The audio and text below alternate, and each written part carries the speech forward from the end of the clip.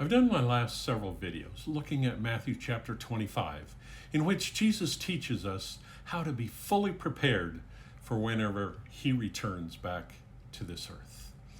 And as I wrap up this series, I want to share an observation that God laid upon my heart. And that is that Jesus is speaking to people who fully expect to go to heaven. So as we look at the story, we see 10 bridesmaids who are waiting for the bridegroom. Jesus says 5 are wise and 5 are foolish. It turns out that the bridegroom is late in coming, and the end result is that the wise ones were able to enter the banquet hall with the bridegroom, while the foolish ones were locked out.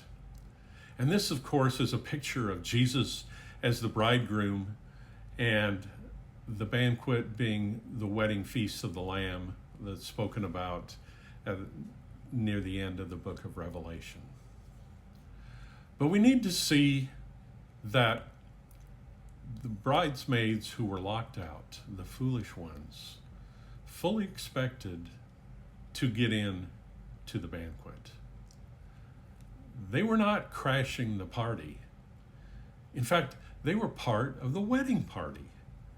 So they expected to go in. But they were not fully ready, and that kept them out. And that's why this is so important for us.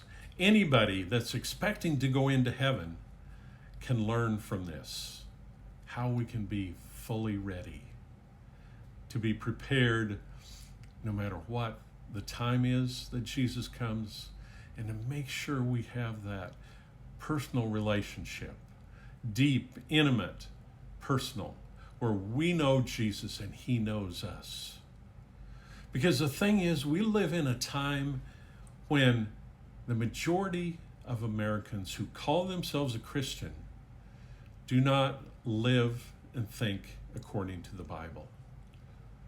And that's according to surveys by the Barna Group.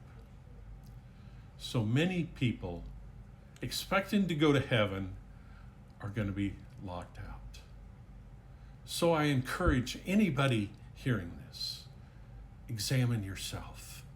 Make sure you are fully prepared. Make sure you know Jesus. That's something I feel like our church in America doesn't talk near enough about, but Jesus emphasizes it several times. So look at yourself. Get fully prepared for Jesus.